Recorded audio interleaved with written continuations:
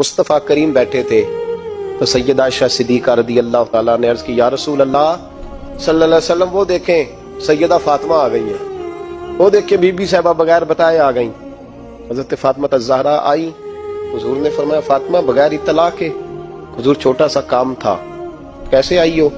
तो बीबी साहबा ने ना, औरतों का पल्लू होता है ना चादर का, पल्लू खोला तो एक रोटी बंधी हुई थी, खोल के पेश की। बेटे ये क्या है?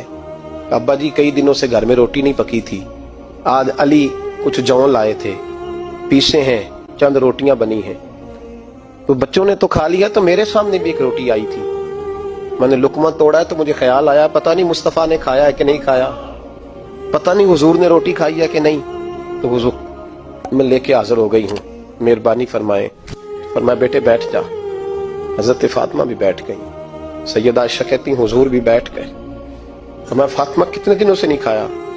अर्ज की हुजूर 3 दिन से। फरमाया बेटे मैंने 5 दिन से नहीं खाया, आ जा। दोनों बाप बेटी मिल के खाते हैं। रोटी 2 हिस्सों में हुजूर ने बांटी। फरमाया चल आधी तू खा, आधी मैं खाता हूँ।